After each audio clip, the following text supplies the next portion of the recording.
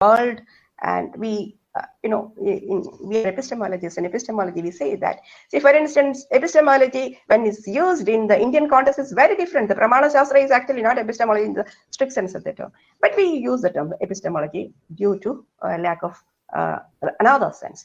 So, religion, of course, in the Indian sense of the term, has been shrouded in mystery for the common man. He doesn't understand. A common man is pretty aware of what Harishchandra has done to preserve truth, what King, what is Shabara, who has done to preserve charity, so on and so forth. Shibi Maharaj has done to preserve the principle of charity. But how to apply it in this present context? This is the million-dollar question that we need to address. And what are the relaxations that we need to implement? How are we going to preserve the core, as Professor Bhatt has said, and to what extent we can make the fringes flexible? So similarly, with regard to aparigraha, you all know what is aparigraha. Again, it has two-layer meaning. That is for the layman and for the sannyasin. Over and above this, we need to interpret it as applicable to the political leaders, for instance, and other bureaucrats. And in fact, I feel to everyone who is a public servant, let aparigraha be the principle to be followed by all public servants as a norm of religion. Thus, a creative participation in the Dharma discourse would help us draw the YUGADHARMA that befit the age of Kali. As someone indicated in the inaugural session, the confusion that prevails and looms large above the horizon of our religion need to be addressed on a war footing. The masses are left ignorant on how the principles need to be applied in the changing times. They know about Shibi Maharaj, they know about Harishchandra, but no one can afford to be Harishchandra today. No one can afford to be Shibi Maharaj today. So to what extent can we preserve the, what is the essence and what can be diluted, has to be interpreted by the masters, those who know the text and the tradition. And friends, this seems to be our job. And how we can practice the virtue of truth in contemporary times, or for that matter, any virtue for that, which has been prescribed by the religion. I think creative suggestions and models should be invented by us so that the layman is at ease and understands his religion better. Thank you so much.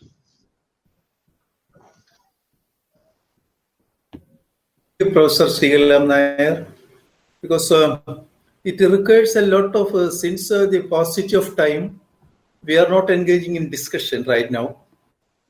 However, this requires a lot of serious deliberations, because our objective is not because always it is right, this ontological meaning of Dharma or any fundamental concepts we need to have.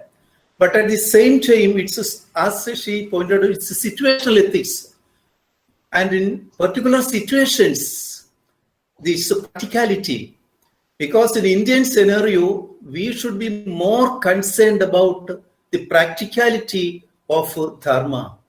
Because we talk of Dharma for thousands of years, but we can, in a very abstract level, quoting our scriptures, Vedas, Upanishads, we can brilliantly make presentations.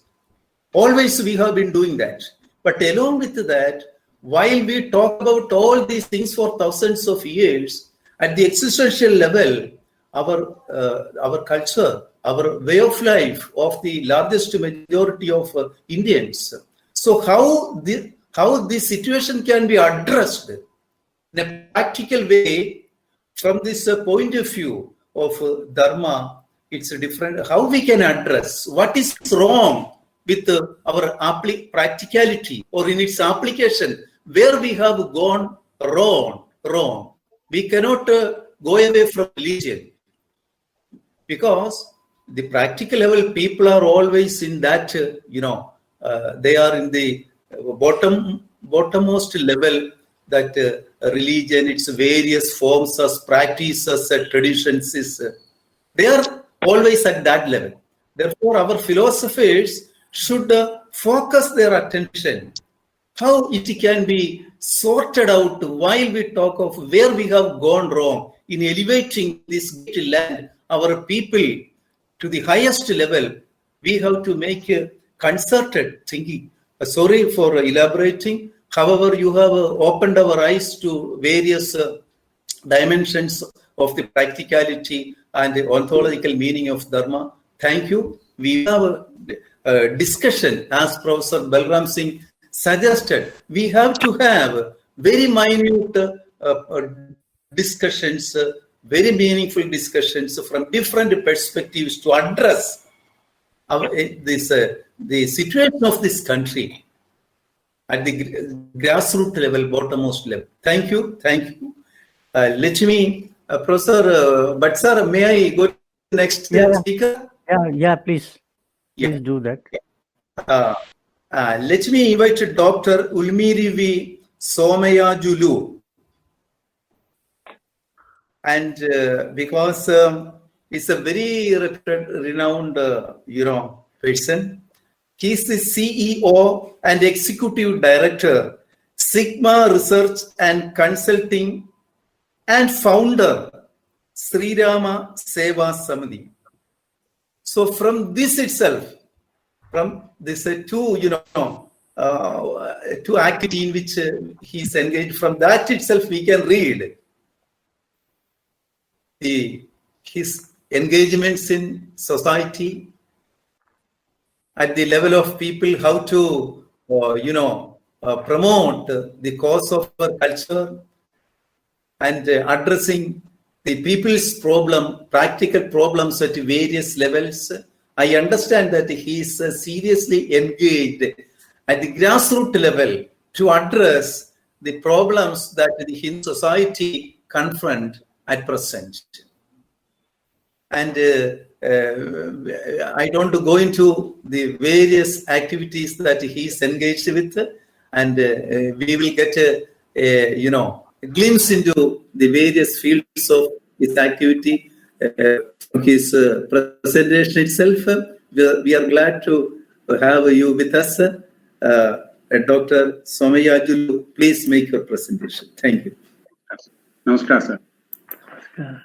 Dhanyavad, and thanks to all of you, particularly Professor Gopinath ji, and thanks to and namaskar to Professor Bhatt Sahab, Dr. Raj Bahadur Sharma ji, and everybody.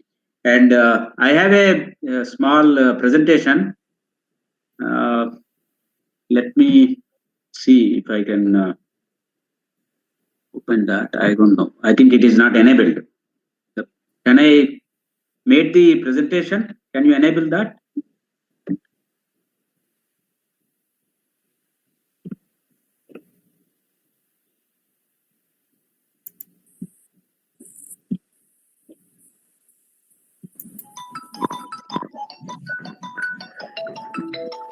So you need to share your screen first. Share your screen. Yeah, it is not enabled. The technical now, he can help. Present now, it is not enabled. I don't know. There is on the right downwards. It is enabled. It is enabled. I understand. It is enabled. No, screen sharing. Now it is. Yeah, now it is. Right now, it is enabled. Right now, it is enabled. Yeah. Yeah.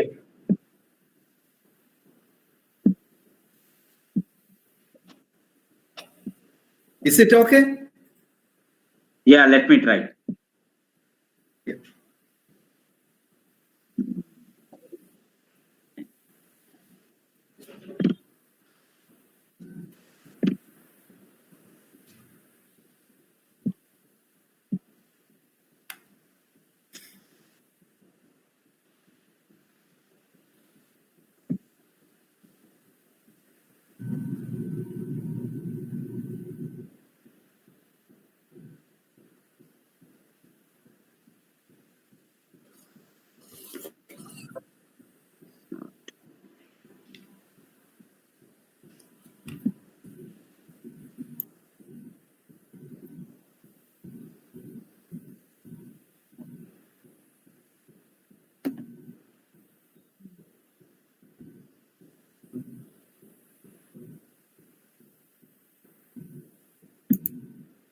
Anyhow, I think let me not waste the time. Sorry for that.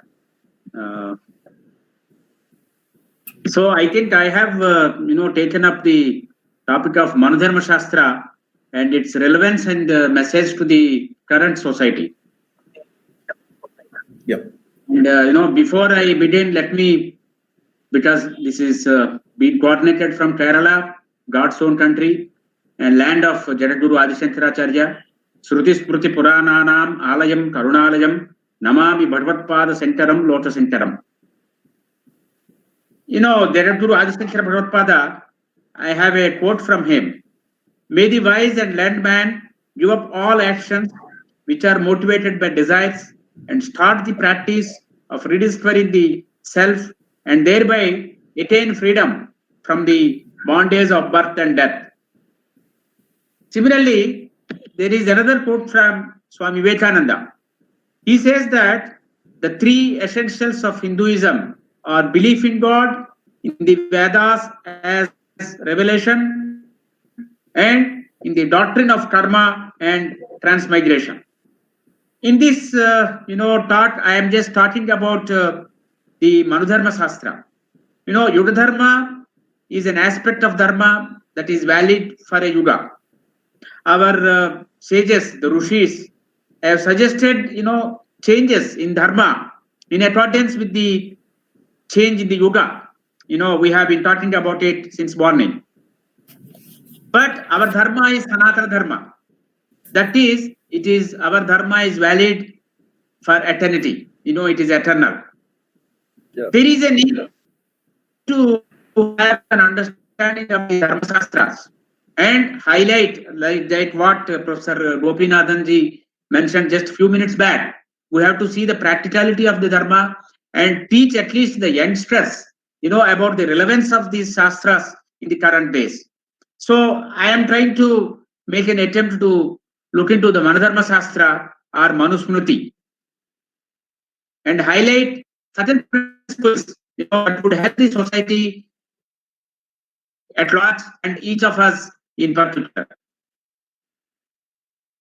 And we all know that Vedas are Shruti, means that is legend, and we also have the saying Vedo Achila Dharma Moolam, and we have Smrutis, which are also known as Dharma Shastras, means the message of the Vedas that has been given by the sages through Smrutis. That's why for Shankara Bhagavad we say Shruti Smruti Purananam Alayam Karunalayam Namami Bhagavad Sankaram Lotus Sankaram. He is an Alaya for Shruti, Smruti and Purana. We have these three, Shruti, Smruti, Purana and Itihasa.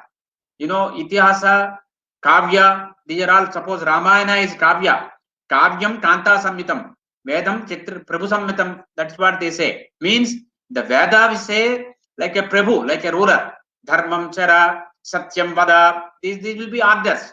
Whereas Ramayana, it is Kavya, Adi Kavyam. It tells the same message of the Vedas through Ramayana Itihasa. It is like a Kanta Samhitam, means like a woman convinces the husband or talks to the husband with that kind of love and affection, it gives the message. Let me just go to the Manudharma Shastra. According to the Puranas, Manudharma Shastra was meant for Kruta Yuga, whereas Gautama Smruti was meant for Treta, and Parasara Samhit Smruti is meant for Kali Yuga.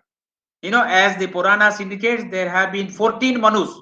Currently, we are in Vaivasaptamantare, Kali Yuge, Pradhamapade, we say in our Sankalpam. And Rigveda has reference to Manu again and again. Even the history tells us that the Britishers were referring to the Manusmriti. And we find reference to Manusmriti in many countries like Burma, Ceylon, Indonesia, even China, Bali Islands and all. And the Westerners also have translated these Manudharma Shastra. See, the Law Code of Manu, a critical edition and translation of Manavadharma Shastra. It was published by Oxford University. Similarly, Max Muller in 1896, he also did this through Sacred Books from the East series. If you look at the content of Manudharma Shastra, it has got 11 chapters. Chapter 1 talks about the creation of the universe. There is science in this. Professor Bhatt was talking about it in the inaugural session in the morning. So it talks about, Antaja, Svedaja and all. And the chapter 2 talks about the samskaras. Shodasa samskaras are required. Chapter 3 talks about the marriage and the ceremonies we perform for parents and all. Chapter 4, it talks about the living styles and grosthasrama and all. Then Professor Srikala was also talking about Sri Dharma and all. Chapter 5 of Manudharma Shastra talks about Sri Dharma, and it also says what to eat and what not to eat. Then it goes on to Vanaprastha, Sannyasasrama and all, and duties of the rulers. These are very important. And it also talks about the way one has to question the witness, when in the court of law. If you look at the type of dharma, there are broadly 3 types of dharma. Dharmas that are applicable for all, like truthfulness, satyam, and non-violence. These are all applicable to all people, irrespective of time and space. And some are there which are applicable for some, like bachelors, certain dharmas for bachelors, certain dharmas for grostha, family person, and all. Similarly, there are third type of dharma which are for special contests. Now let us look at some of the principles. Samskara, in our Sanatana Dharma, we have samskara from birth to death. It starts with naming ceremony, and then the first feeding. This Manudharma Shastra says that the first feeding has to be, we call it as Annaprasanam. It should happen in 6th month after the birth. And when to take the child out of home.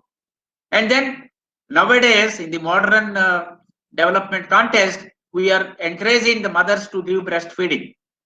We have breastfeeding week also observed by the United Nations and all. But Manudharma Shastra gives us the importance of mother's milk. So all these factors, all these principles are very much useful for the society even now. And it also says that Danam ekam kalau yuge, the charity. Dana is the Uttam Dharma in Kali Yuga, it says. Let me look into the food related principles. How to take food? It says that in which direction you should sit while taking food. It encourages that it should be east or west facing. Similarly, it talks about the quantity of meal, frequency of meal, and it says that don't take meal without washing feet. Now, Corona tells us the same thing. Corona epidemic, the do's and don'ts, the protocols issued by the various governments are talking about the same thing. Washing hands and feet after meal. Now, due to Corona, we are asked to wash our, feet, as frequently as required. And it also talks about, concern for non-human beings.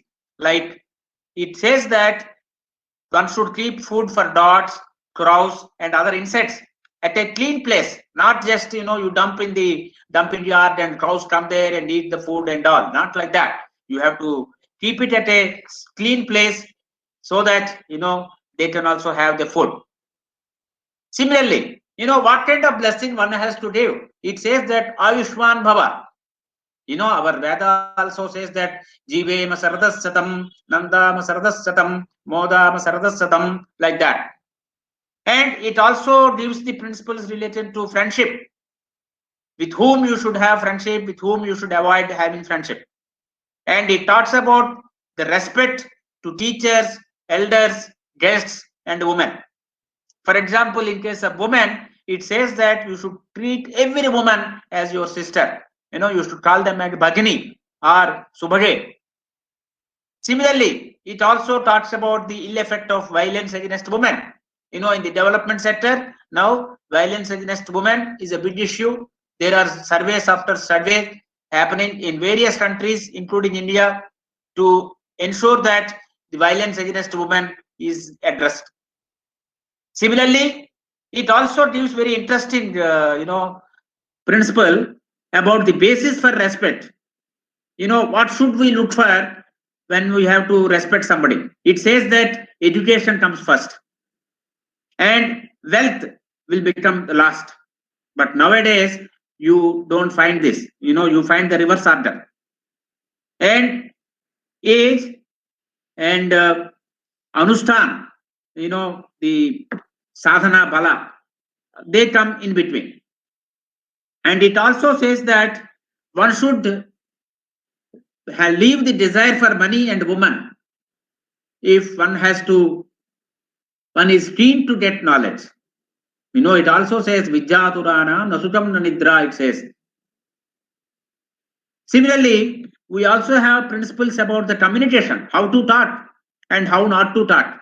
Many universities run programs on communication skills.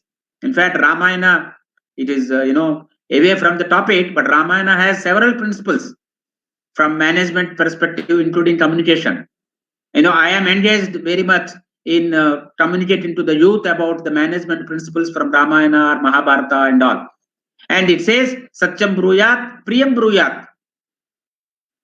And it also says that, what are the things that a bachelor should avoid or student has to avoid, like gambling, criticizing others, telling lies, and doing harm to others, anger and desire. One has to be free from these during the studentship and during the bachelor period. Of course, it doesn't mean that one can adopt these after the studentship is over. Not like that. Let us move to the water.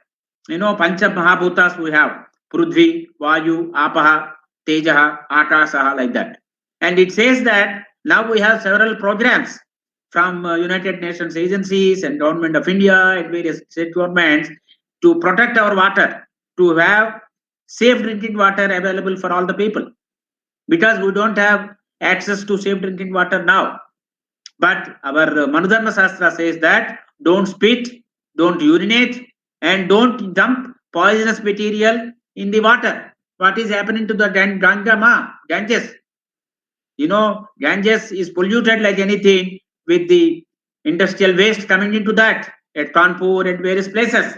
Now we have the initiative Namami Gande to address this issue.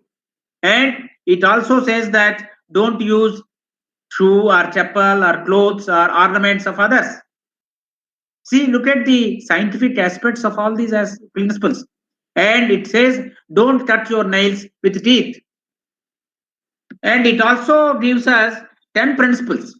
Santosha. The first one is Santosha, be happy. And second one is help those people who do not help you also. You find this, in Rama. Nasparat Chapatara Nam Satamatvaya Kadanchitupatarena. Even if you do small help, Rama will remember that. Even if you do thousands and hundreds of apataras, Rama will never, remember those. He will forget. The third one is stop worrying.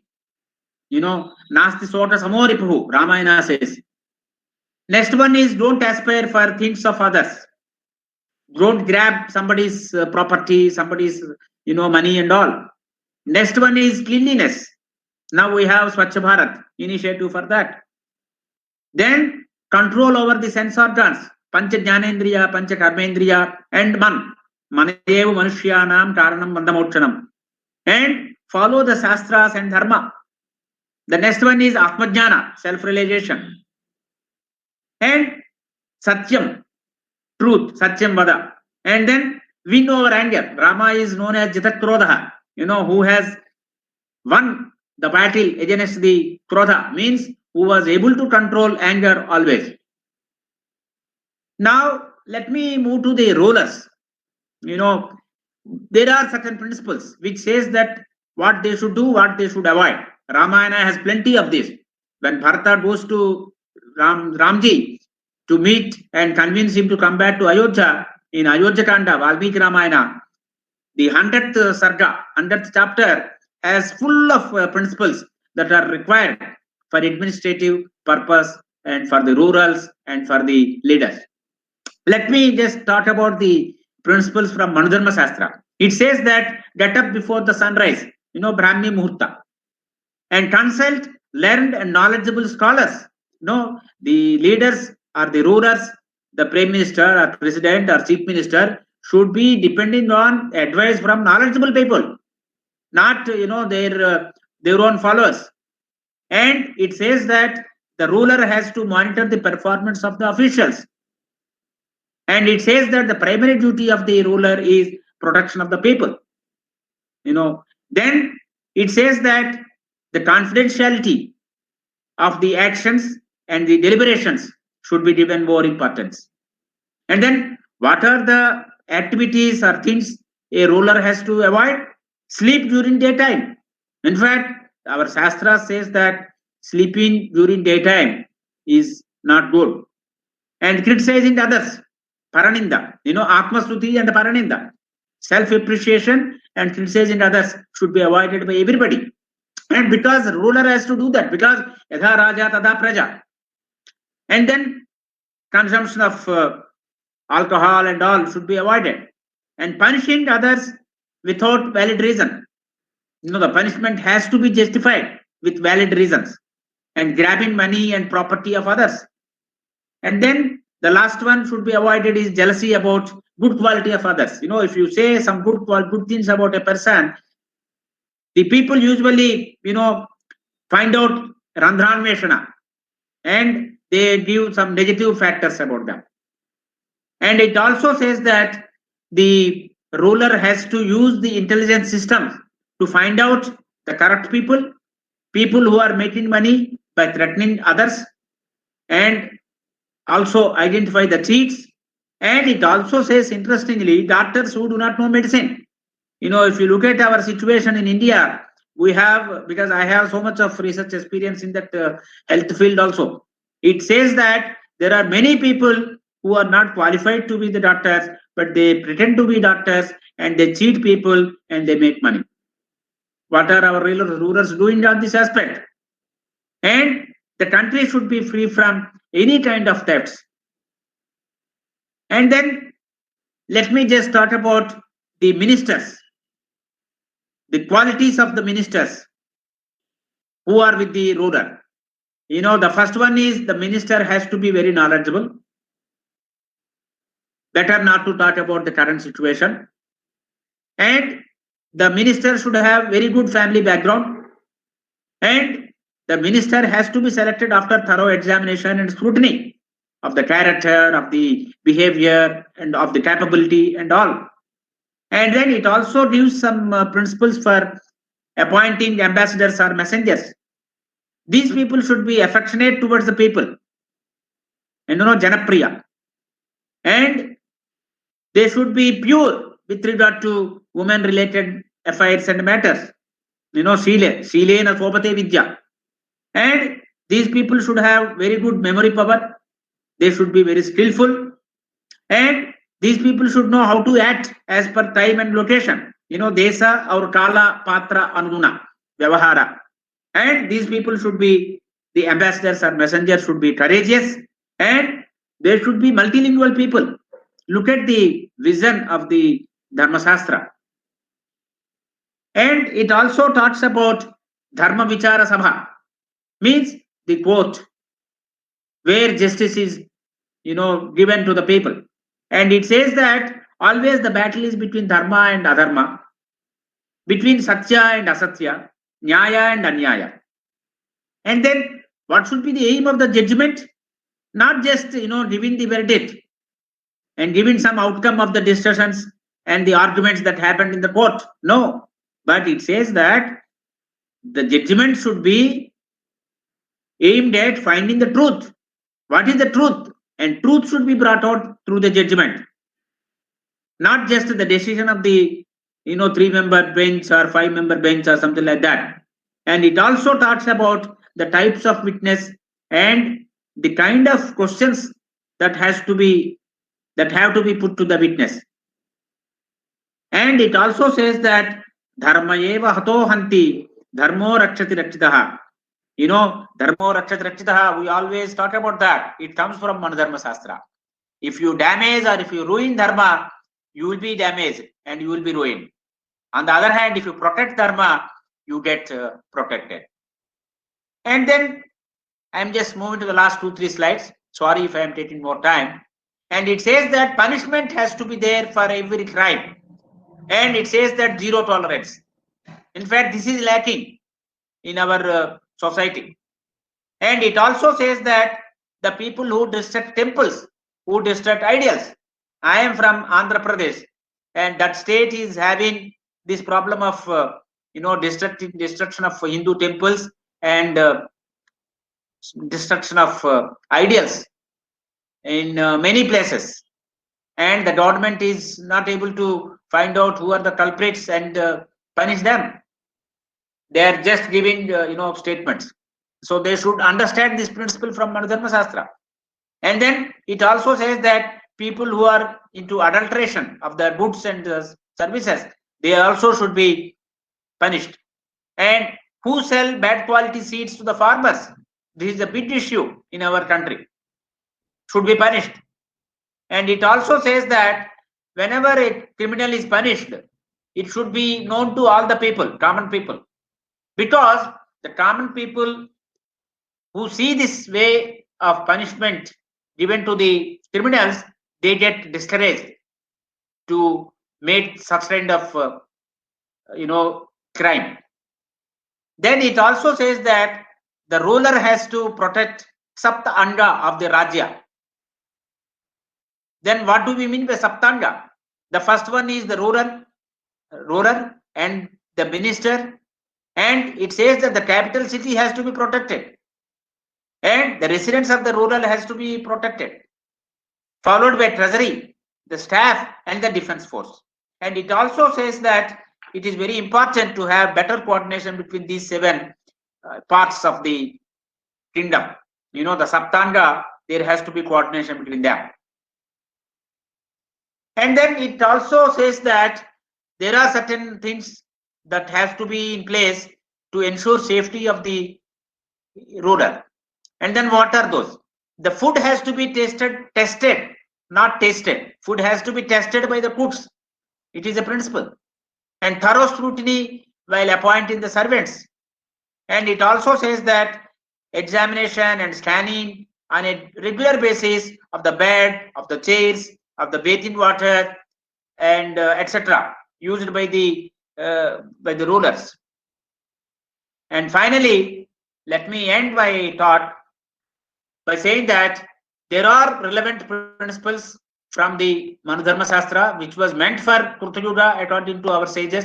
But even now, many of these principles are, very relevant for the society's welfare and to have dharma in the society and to have an ideal society. Effort has to be made, and I think I agree with Professor Gopinath ji and Professor Shashikala ji Nair. And we have to communicate these things to the people, particularly the youth, and who are the future of the society, in a simple language, in a language they can appreciate, they can understand, so that at least some people will get the benefit of these principles and they start implementing these principles, and then they get the benefit in their individual lives, and the society as a whole will also get the benefit. Let me end by quoting from Brodharmika Upanishad: Sarve bhavantu sukhinah, sarve santu niramayah, sarve bhadrani pasyantu, ma kachchit dukkha bhavet, shanti om shanti shanti shanti. And I am very thankful to Professor Gopinathan ji and all others for giving me this opportunity to say a few words about my views about the relevance of Manudharma Shastra, because more often we hear more criticism about Manudharma Shastra, and that's why I thought that I should this is an opportunity for us to have a look at the content of the Manudharma Shastra and see the relevance of that. I think as Professor Gopinath ji mentioned, these things require a lot of discussion, deliberation, so that adaptation can be thought about. Sorry, sir, I have taken if I have taken more time. Thank you. Thank you, Dr. Somajulu. So much thanks for your effort to bring Manudharma Shastra or Manusmriti into limelight. Your effort is very, very good. but we know that it is a most misinterpreted or misunderstood a book or a Shastra. We know that need no explanation. And let me tell you one point. And this Manu, the Adi Guru, the Swayambhu Manu, in his conception, this Saptarshis and other solar, everything originates. But the whole time periodization revealed to humanity through Manu. Manvantara time calculus got revealed through Adi Guru. But this Manu's memory and Manudharma was vanished from human heart memory, and what today we get in the market as Manudharma, Manusmriti, is a very twisted, very interpolated. According to Navajyoti Karunagara Guru, it has nothing to do with the Manudharma, because Manu's memory was lost. Our Professor Balram Singh may dispute when we talk of this time periodization or a time span, because in modern science one cannot conceive of such a huge time span. But so Guru revealed that it's Manudharma we lost because of an error occurred to a Kalandra Guru in the third Chaturayuga of 7th Manvantara.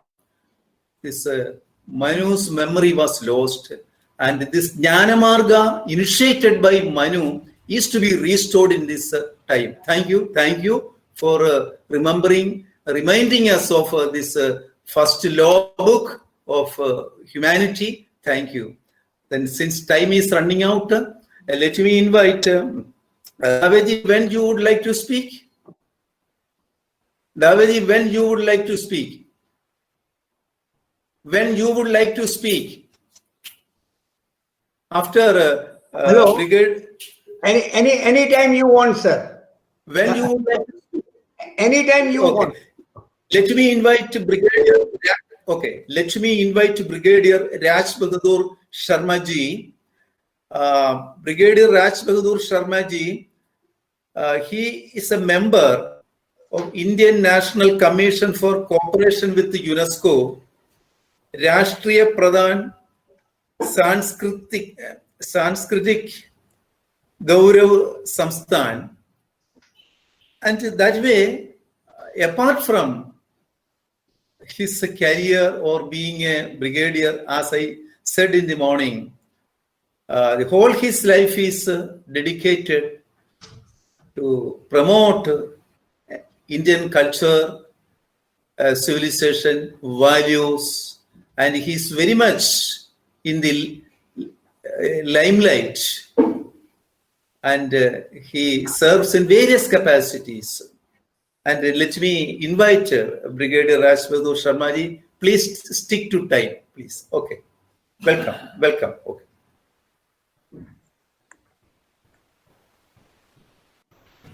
Namaskar. Yeah. I am very happy that the Shantigiri Parivar has invited me to speak. And in the galaxy of the knowledgeable people that I have been lucky to hear since morning, I am happy to talk about the subject that I have chosen and the subject that is close to my heart, that is the cultural development in the present stage or in this yuga.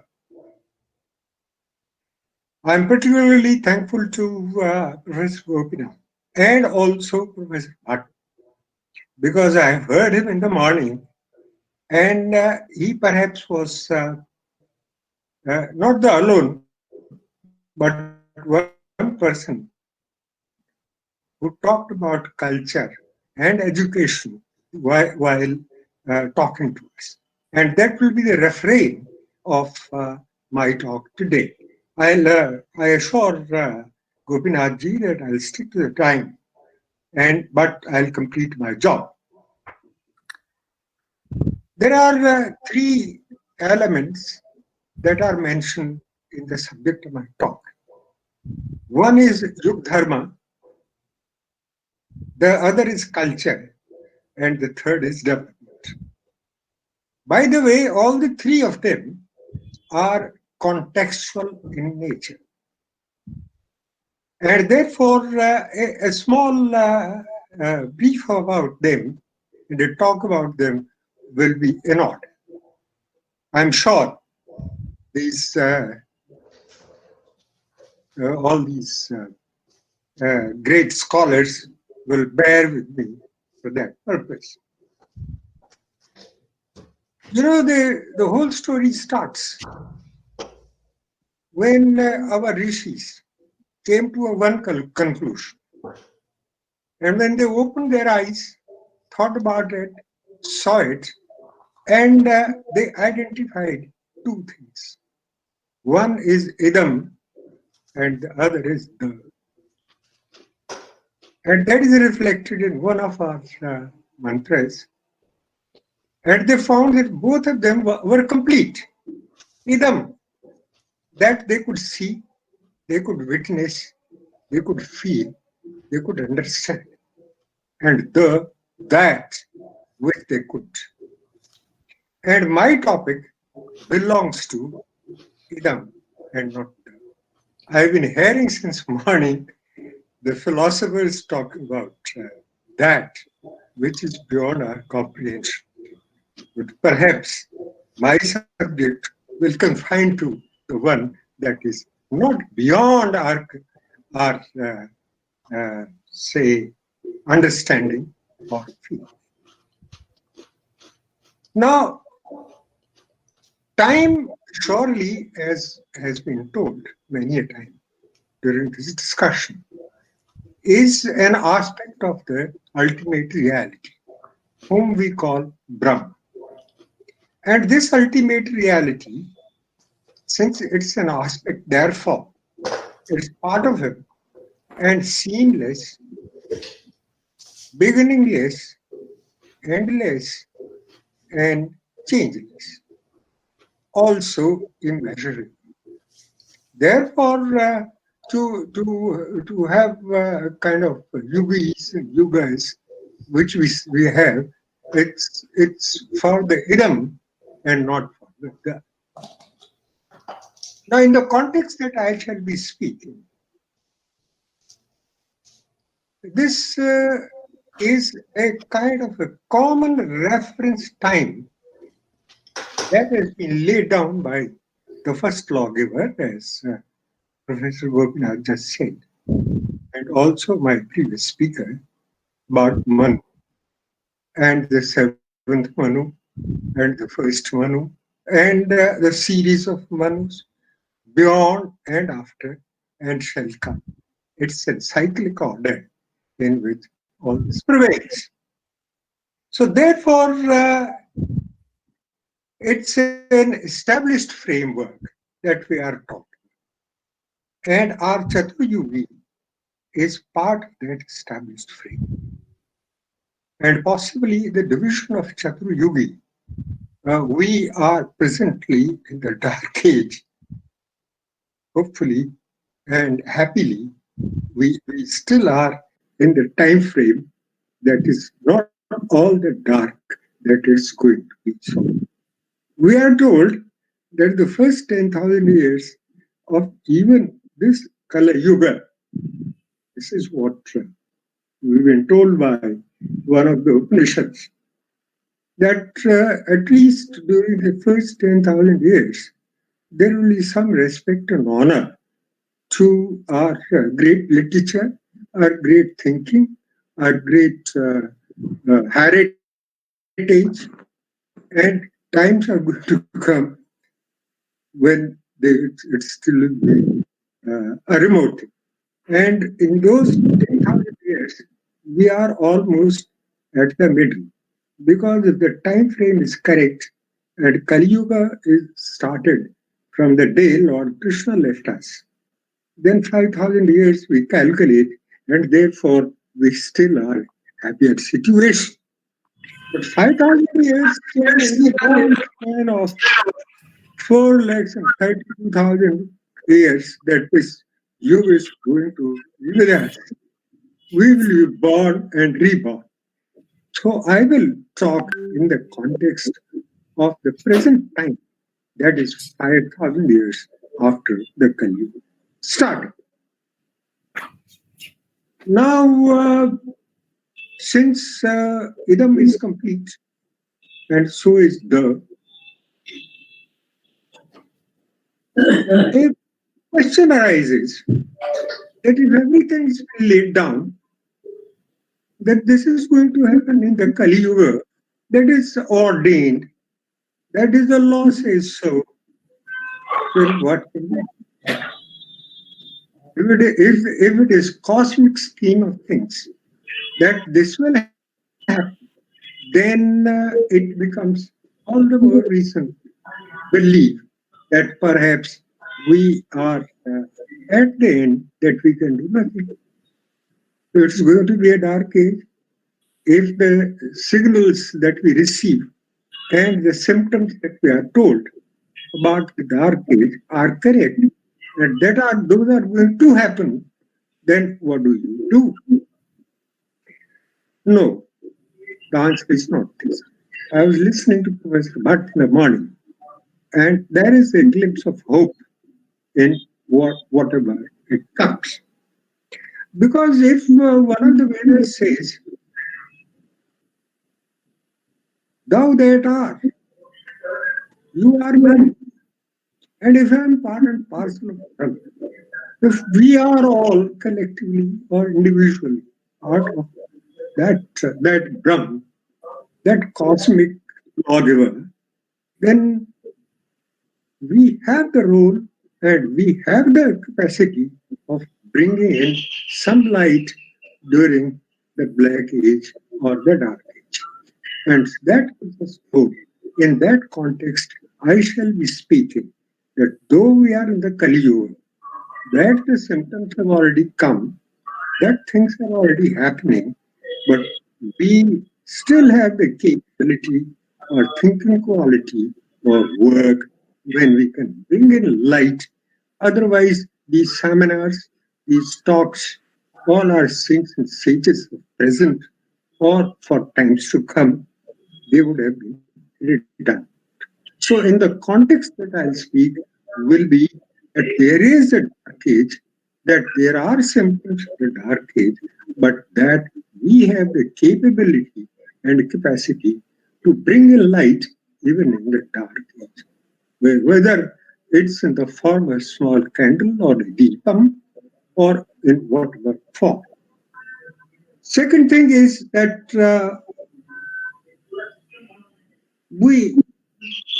what do we do? And what can we do? And what are these these four dharmas telling us? I don't think that even in Sati, there was no non-religious time. Well, if idam is complete, then it has always been having the negativity and the positivity with us. The only difference is that the dharmic bull, as it's implied or as symbolically put, had all the four legs on ground, all the four on the ground, and therefore the kind of negativity at that time was at the lowest. In the next Treta, probably the three legs and the two legs, and it's really dharmic bull which can stand on one leg in the Kali. And gradually we are in that stage. So it's a possibility that there can be a rebalancing of some kind between the negativity and the positivities of the life or of the yoga. And in that light, I perceive that the dark age will not be that dark or will not be darker if we all collectively make a difference. Now, a bit about culture. As told by Professor Gopinath, that with UNESCO, as member of the UNESCO cell, and particularly the Commission on Culture, I had the opportunity of knowing, or at least getting in touch with, the world culture. There are 194 countries. Each of them has its own culture.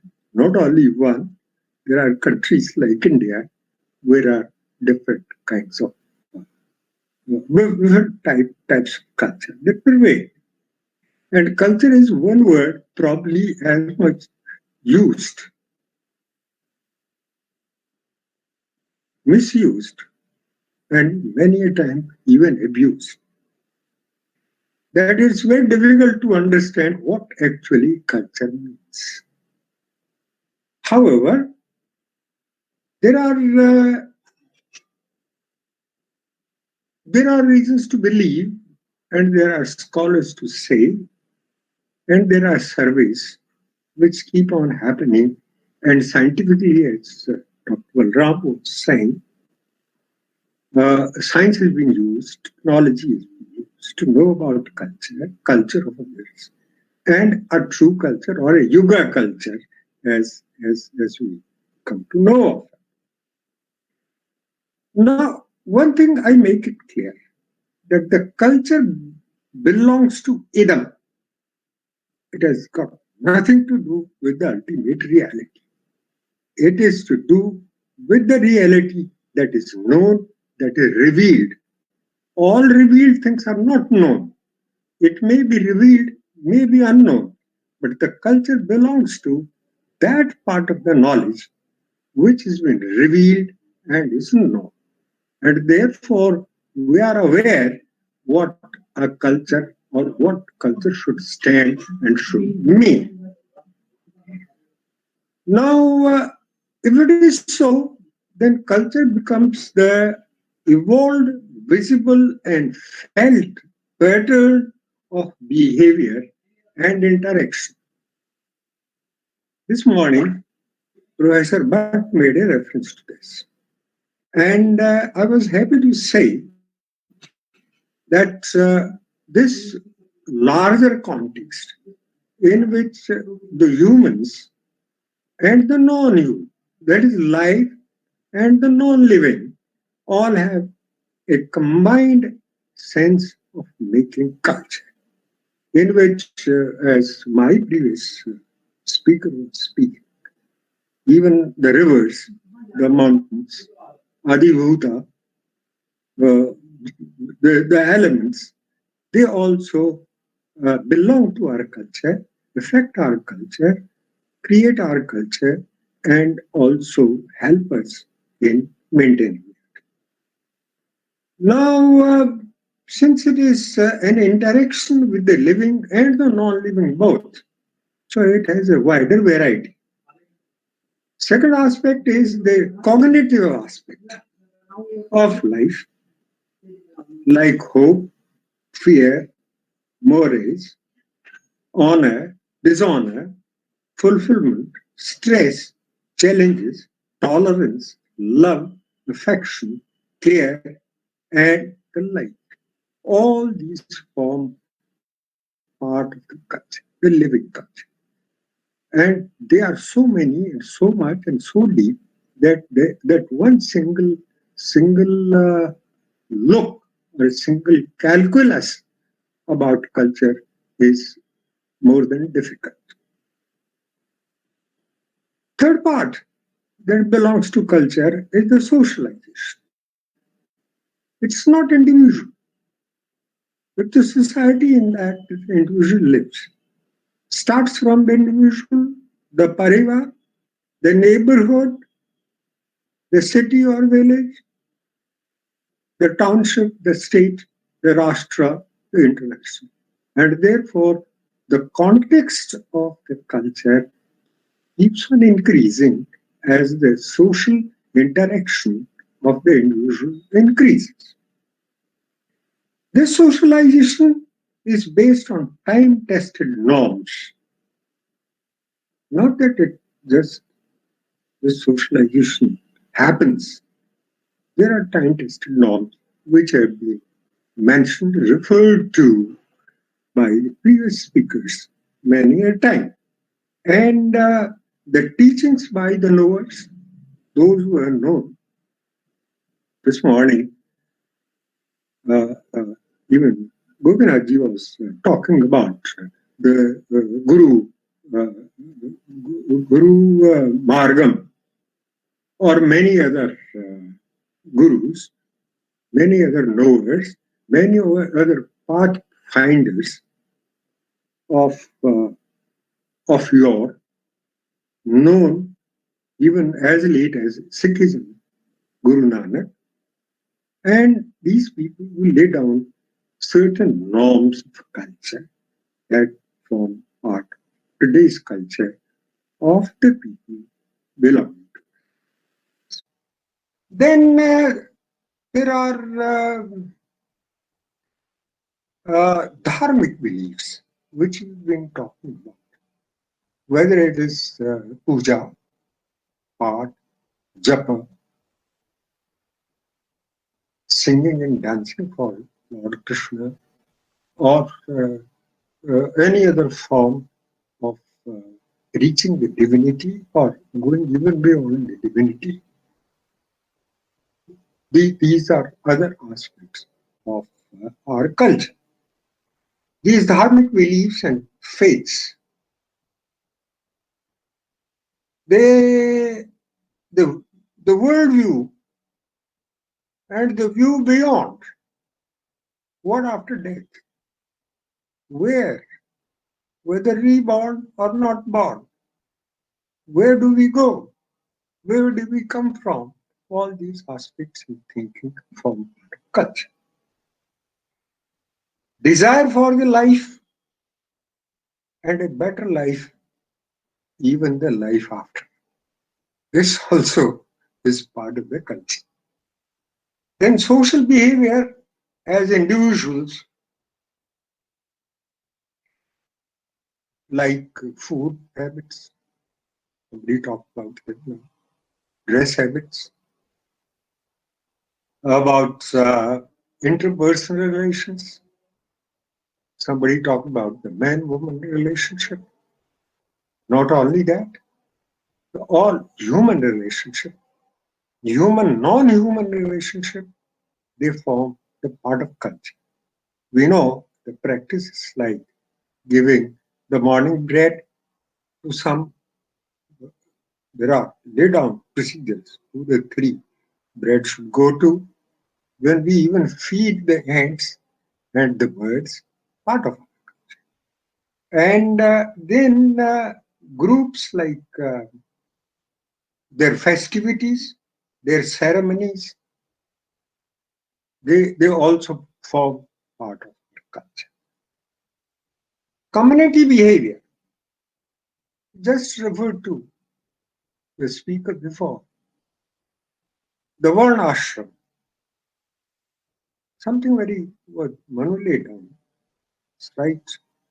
Varna and ashram.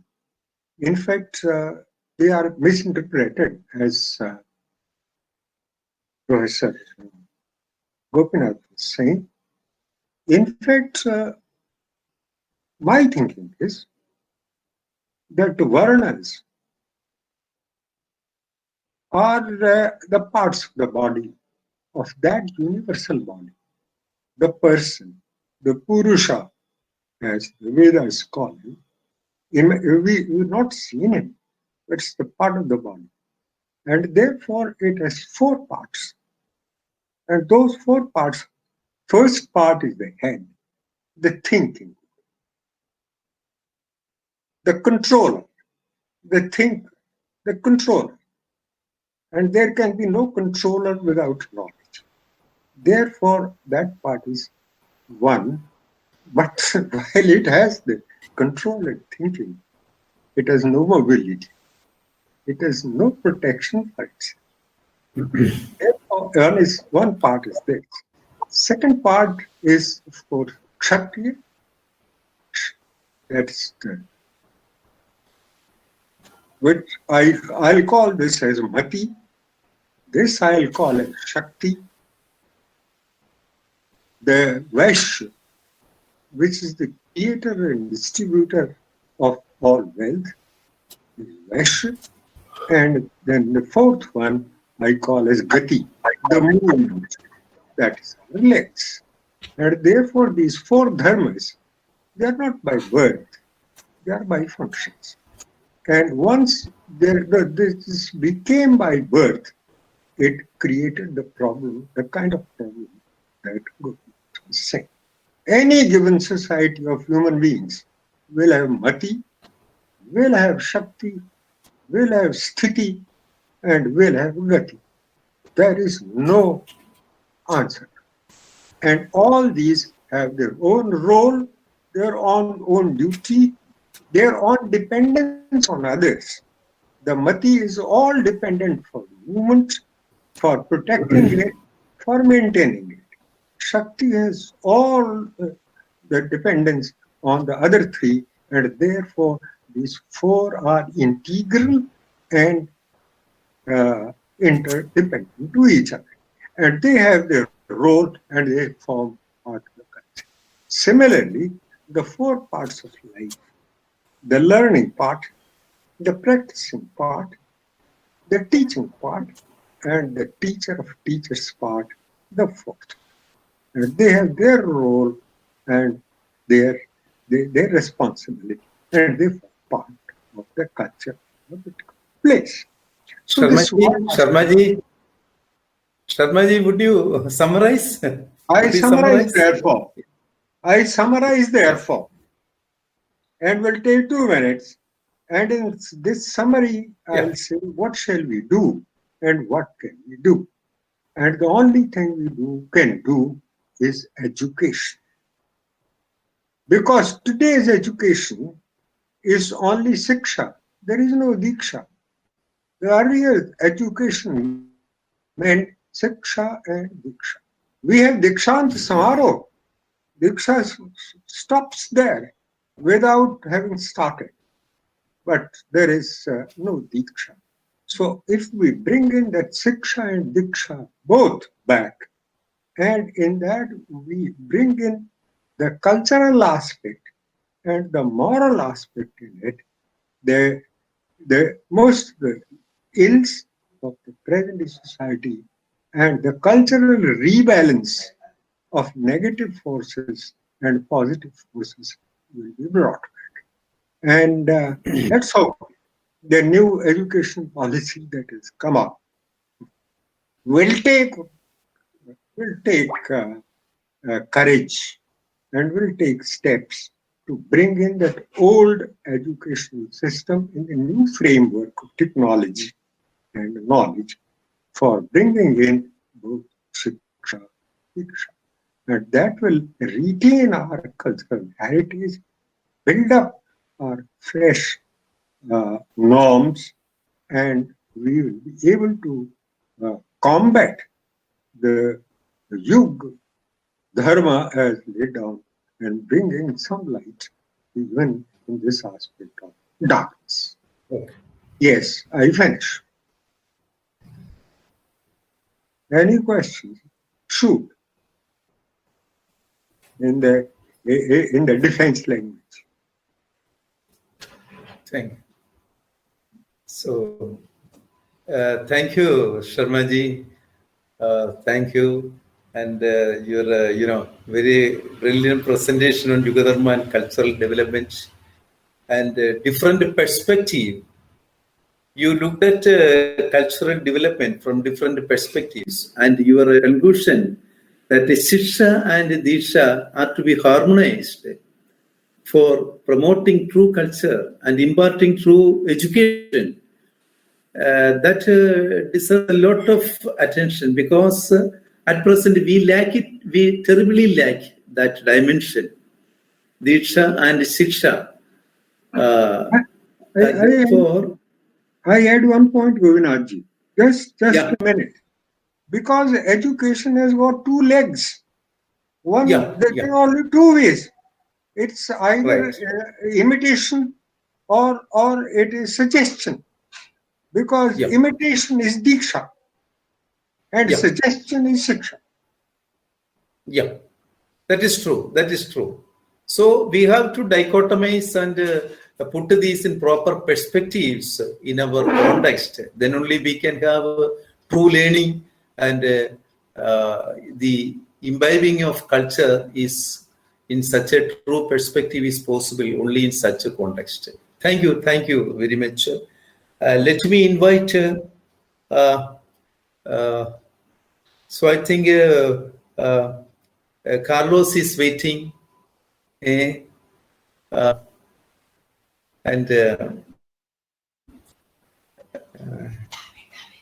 would you like to have right now, Carlos, or? Yes, of course. Thank you. Yes. Okay, please. So therefore, let me invite Carlos Guzman from Mexico, and he's earlier also he was with us in our earlier platforms, conferences, and he's a member of Shandagiri family, and I had introduced him to the audience that spirituality is experiential to him. He's not a scholar that way. He living spirituality. He's part of a living spirituality.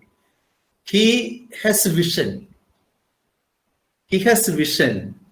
And that way he has a better understanding and perception of spirituality, spiritual development, and the concept of guru, everything. He has a different perception obtained from his spiritual experience. Therefore, his presentation is, maybe very enriching to our participants. And let me invite Carlos Guzman to make his presentation. Thank you.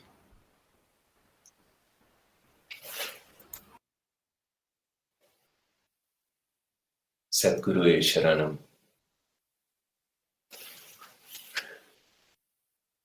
Thank you so much, my dear brother Gopi. So nice to see you again, to listen to your words full of knowledge. And my dear brothers and sisters, it is a real privilege and honor for me to be here with you, talking about that very, very important subject, Dharma. Dharma, what is Dharma? How can we be in it in an optimal manner? Some of the material I am presenting in this meeting is based on direct talks with my spiritual guide, Navayuti Sri Garunagara Guru, also from Darshan's spiritual visions, as Gopi has said, that I have gotten from this great soul. What is the definition of Dharma? Dharma basically means duty or divine law. It is the will of God, the spiritual script, to be observed in a certain era, and constitutes the spiritual, social, and moral rules of conduct.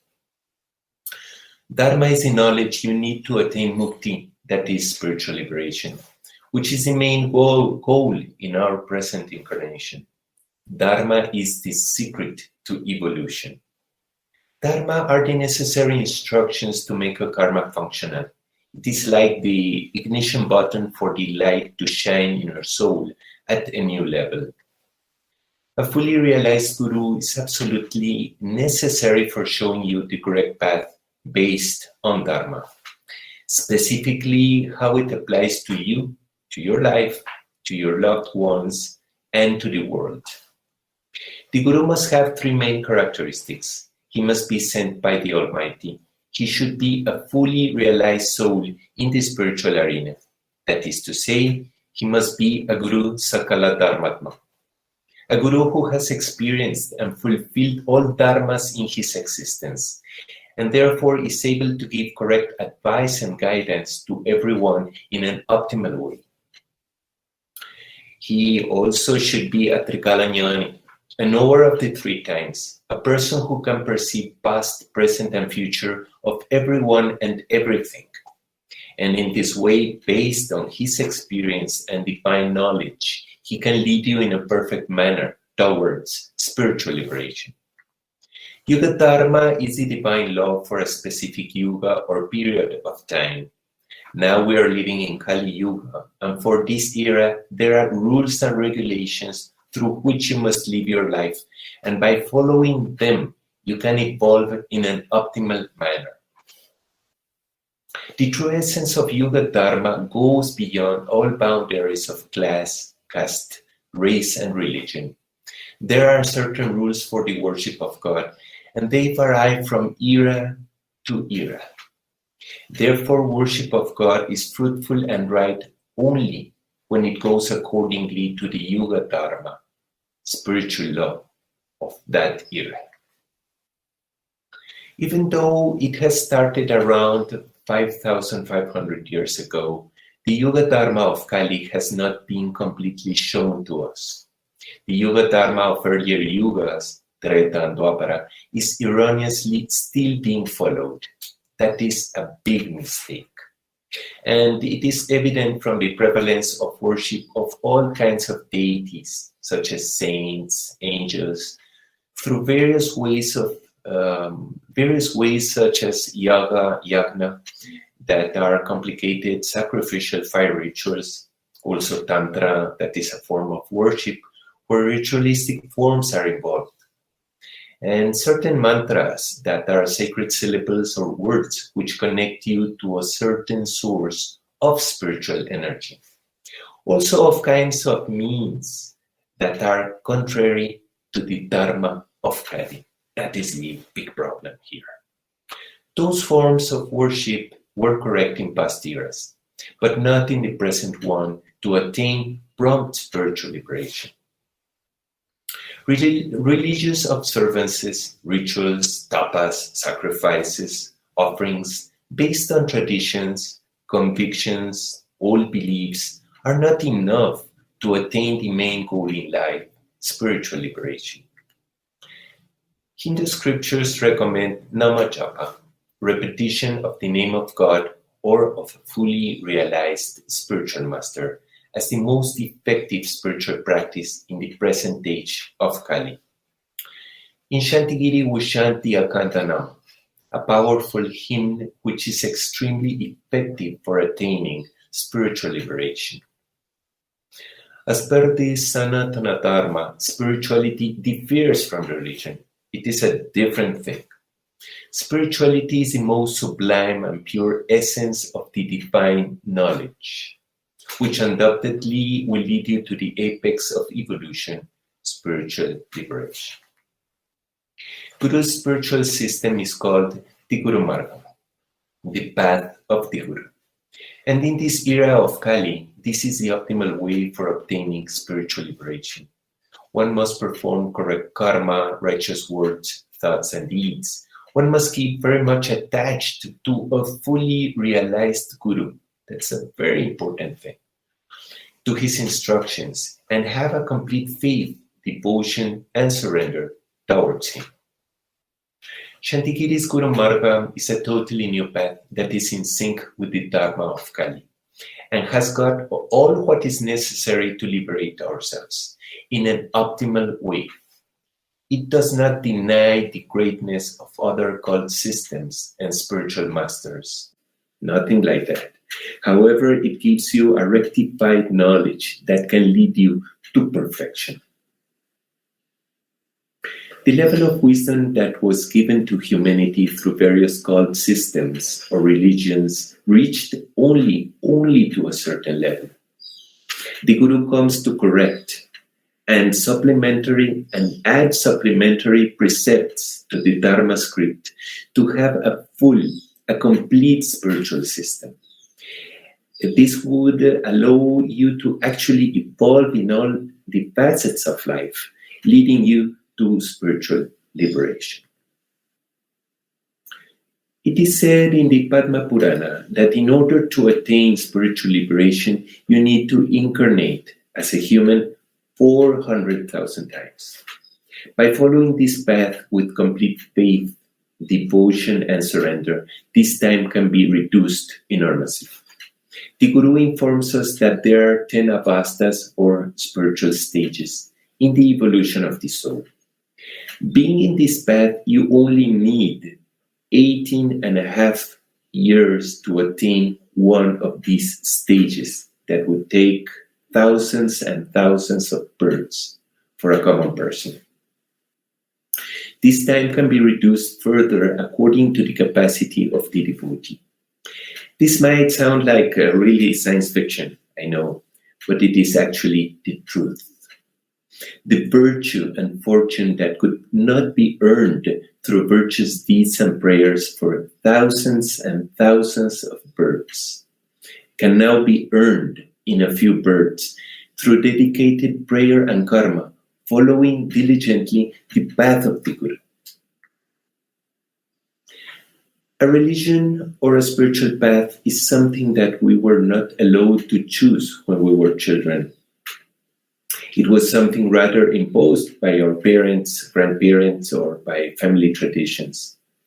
Also, that is the case for me. Of course, I was a Catholic Christian by birth and was raised by my family in this religion.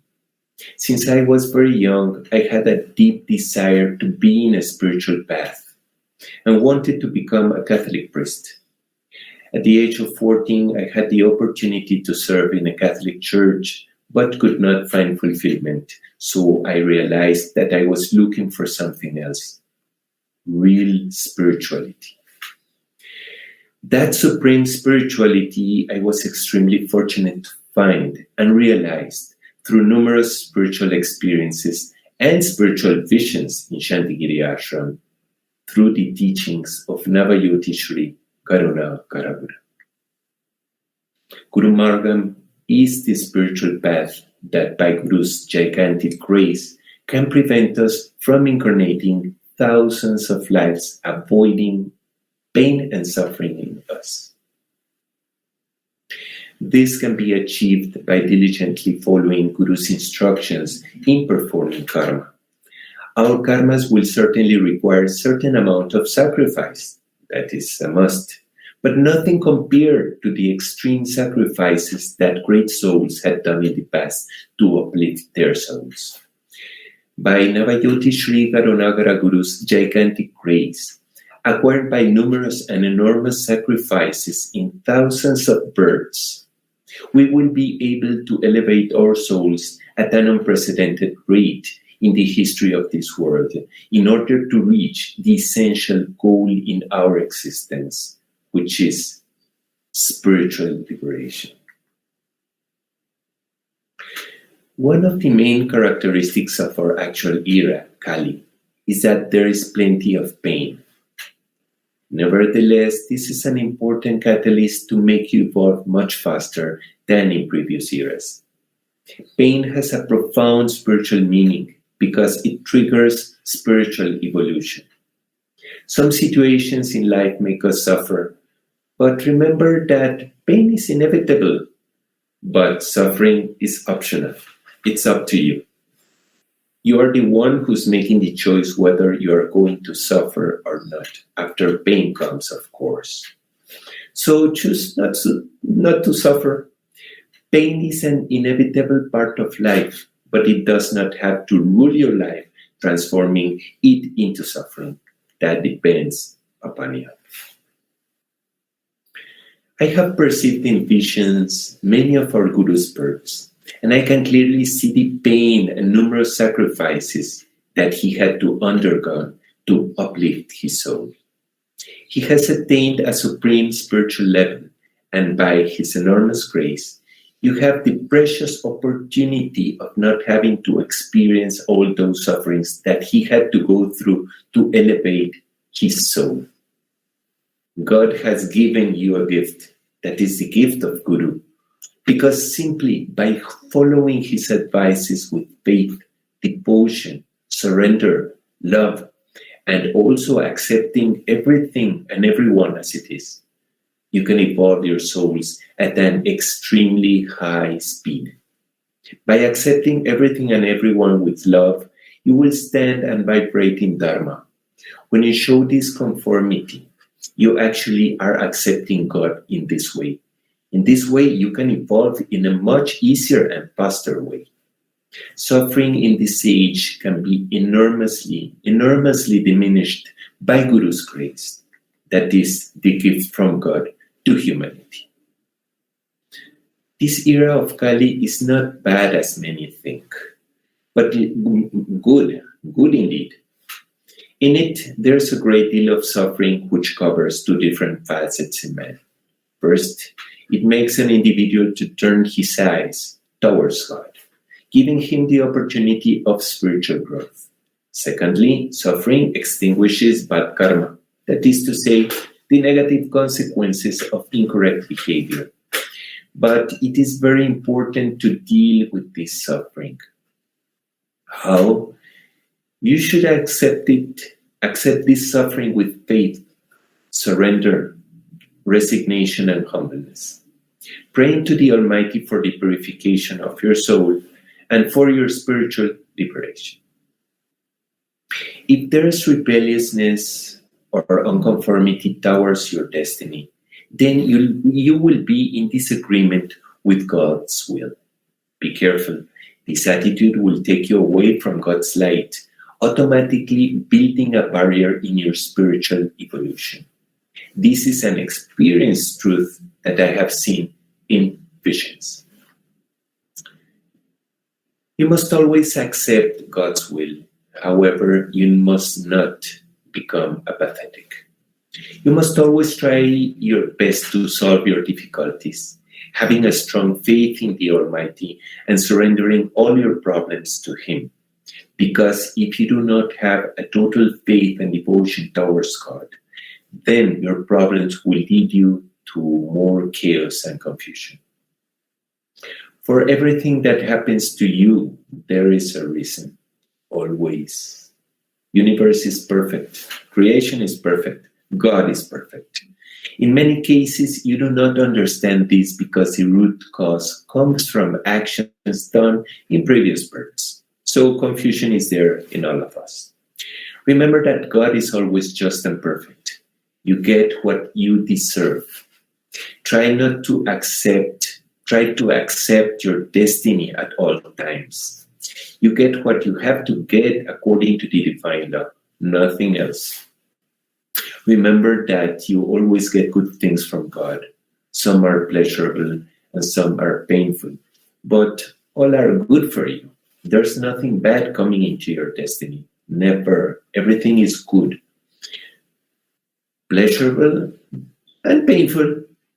Pleasurable things engender joy in you. Then you can feel happy. Happiness is there within you. Painful things generate purification and evolution in the soul. If you accept what you get from God with faith and surrender, then you will get a great deal of punya, that is merit or light for your soul. If not, then you won't be able to get as much benefit. So be very careful and think that everything is good for you. Nothing is bad. I would like to read now and analyze 3 Guru Vanis, that is, Guru's words. Guru Vani. YUGADHARMA, spiritual law for the age, is not for any single caste, single creed, or a single human being, but for the benefit of the entire world. Guru is telling us that Kali age is the era of redemption. Even the evil, unrighteous, sinful people can be redeemed. All sorts of beings, deities, devils, elevated souls, and everybody else, if they work if they work for their redemption in a dharmic way, in a correct way, they can surely attain spiritual liberation. This era is the time so that all of us can attain that precious gift, mukti, spiritual liberation. Guru Vani. Devadharma, spiritual law of the Devas, belong to Treta and Dwapara ages. The Sanatana perennial spiritual law will be fully realized only in this Kali age. This Dharma, spiritual law, will be first realized in India only. This means that Devadharma belongs to past eras, Treta and Dwapara. The spiritual script we're using nowadays is out of date and has to be corrected to properly evolve and attain spiritual liberation. So what does this mean? This means that you cannot pray to devas or deities anymore, angels. Also, Sanatana Dharma, that is a perennial spiritual law, must emerge from India to the whole world. Guruvan. The Puranas proclaim that there is no place for Deva, male deity, or Devi, female deity, in the fourth Yugadharma. The Vedas and Upanishads say so. If that is the case, should it not happen? This is the fourth Yugadharma. Now we are living in the fourth Yuga. Guru is trying to tell us that the help that we had got from Devas in the past, those deities also in previous eras, was beneficial before for the evolution of our souls, but not anymore, not in our actual era. Praying to Devas, deities or angels, is not anymore helpful for our spiritual evolution. Hindu sacred texts, Puranas, Vedas, Upanishads affirm it. It is incredible that we still do not follow this updated instruction. It's incredible, but that's the truth. We can see nowadays that the majority of people around the world are praying to all sorts of deities, angels, and miraculous beings. Yes, they are very miraculous, some of them, but not directly to God. That's a big mistake. We must pray to God or to a fully realized Guru, because the Guru is the medium that will lead us to God, to spiritual liberation. Remember that the deities, saints, angels, etc., are only intercessors between yourself and the Creator. Intercessors, not liberated beings. We must understand that. That's a very important thing to understand, to realize. They have not attained spiritual liberation, so they cannot guide you on a path they have never ever traveled. That's impossible. Some deities, such as Christian saints, angels, and devas, misconceived by many as liberated souls, have reached certain stages in spiritual evolution, though they have not attained full spiritual realization. That is a problem. All these deities need also to be pleased or gratified in one way or another. They are bound to their emotions. They need offerings and all sorts of things, because they have not attained spiritual liberation. They need to be gratified. They can feel all sorts of emotions, positive and negative. That is a big problem. They can feel joy, but they can feel anger, hatred, egoism, envy also. Therefore, they can block your evolution and might even cause your physical destruction. Mainly due to envy as you evolve approaching certain spiritual planes, such as their stage, the Deva stage. It is an astonishing fact that Devas, demigods, saints, angels, or any kind of deity do not want to be surpassed by any evolving soul in the universe. And they can become a major problem in your spiritual evolution. Be very careful. As I stated previously, some deities are very, very miraculous.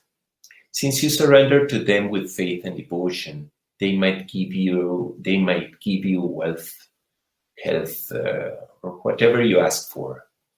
Though in return, they can take away punya, light within your soul, that you have acquired by performing good karma during numerous incarnations.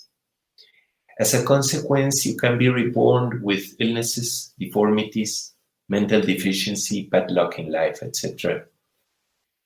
And you would not find any logic. And some people might say, but I'm a very good man. What is happening to me? Why is God giving me this? But this is due to previous births in which you adored certain deities. They do not follow a dharmic correct spiritual way. In some other cases, some deities grant your wishes unknowing of the negative consequences of their acts. They might give you some things based on their love to you, but maybe you don't deserve that, or it is not appointed by God. And that is a big mistake. You may get temporary material gains and fulfillment of your desires by praying to deities, saints, angels, etc. Some deities, as I stated before, are very miraculous, of course. The Guru is also miraculous, but with an enormous, enormous difference. What is that difference? While guiding you in the spiritual as well as in the material plane, the Guru focuses on the evolution of your soul. He gives you the correct medicine. Whatever he gives you will be according to the Dharma. In other words, he is going along with the will of the Almighty, protecting maximally your spiritual evolution. I understand that it is very difficult to leave your cult system to follow a different one, since many doubts and fears come to your mind because maybe you have followed a path, a religion, a spiritual path all your life, but now you are in an era. We must comprehend that you are in an era in which spirituality is out of date, and you need to know and understand a new script of spirituality to evolve in a correct and dynamic manner. This path can save you thousands of births and pain through Guru's enormous grace. We live in an experiential world that leads you to growing or evolving. While living your life, you can choose between doing things in one way or another. And that gives you the experience you need to do things in a more correct way. Through experience, you learn and evolve. Also, there is an experiential world through spiritual experience, where through spiritual visions, like me, you can perceive a reality that is not available to the physical world, to our five senses. There's another reality in a world parallel to this one, with which some of us can interact and from where you can perceive information from different levels of consciousness. I abandoned my religion, Catholicism, for becoming a disciple of our Guru. Not because of what other disciples had told me, not because of what I had read about him published in Shantigiri Ashram. No, nothing like that. It was due to the great deal of spiritual visions informing me about the greatness of my Guru and the enormous relationship that we had in previous births as my teacher, as my Guru, and also as relatives. Before meeting Navayoti Sri Karunagara Guru, I thought that my knowledge was almost complete, universal. That's what I thought. I gave several lectures in my country, Mexico, regarding meditation, psychic healing, astral projection, etc. I also participated in several TV and radio programs talking about these topics. At that time, I felt powerful, egocentric, and full of wisdom. I thought I was a wise guy. But as time went by, this wise guy realized that the knowledge received in my visions and through books was very limited. And it was only an exceedingly small part of the universal wisdom that I found in my Guru. Nowadays, I feel like a tiny speck of dust floating in the air compared to the greatness of my Guru. Thanks to him, I got corrected, guided, and enlightened by his grace, radiance, and knowledge. There are different paths towards spiritual realization. We all know that. So many paths. Sometimes we don't know which path to choose. And these paths can certainly help you raise your soul at a certain level and at a certain speed. However, there is something superior that I have found in Shantigiri through my personal experience and also through visions. Remember that. This is an experienced truth. According to my visions and spiritual experience, the completeness of this way is not available in any other known spiritual path. And that makes this spiritual line the best for us. This will lead us to the fulfillment of our soul. And Navayoti Sri Garunagara Guru is a completely fulfilled Guru. And the knowledge, light, and love he has gotten are greater, much greater than those of any other living being on this earth. All this I have perceived and confirmed through spiritual visions. This is not that something had told me. There is no other guru in this world comparable to our guru. Also, you cannot find anywhere a place such as Shantigiri Ashram, due to the enormous grace and light that you can perceive in this holy place. I can testify about this truth based on my spiritual visions, but not only me, but at least 300 people around the world, some of them living in Shantigiri Ashram, can do so in the same way.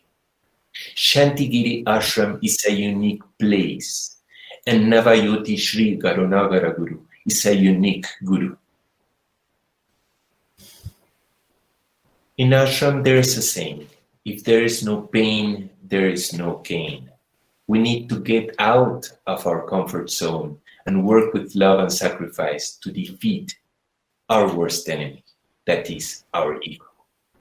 Ego is always wanting, demanding, seeks instant gratification, is prideful, selfish, and thinks he's always right.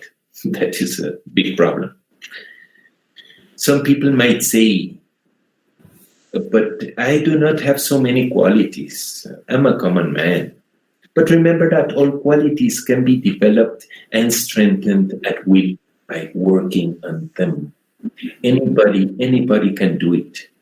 In you, in everyone, lies the secret to success. Remember that everything depends only upon you. I invite all the people from around the world to give yourselves the precious opportunity to visit this holy place full of light and grace, to be immersed in this glorious atmosphere and actively receive all the benefits offered by our Guru, Navayoti Sri Garunagara Guru, in Shantigiri Ashram. Thank you so much, my dear brothers and sisters. So thank you, my dear. Thank you, Carlos, Brother Carlos Guzman. Thank you for your very, what to say. I think that the participants can judge your presentation, not to me, because to me it was something beyond my description. And your experience, you shared with others. Beyond that, what I can say, because once it is somebody's experience, nobody can question it, because it is my experience, it is your experience. So experience doesn't have interpretation. No interpretation can do justice to experience.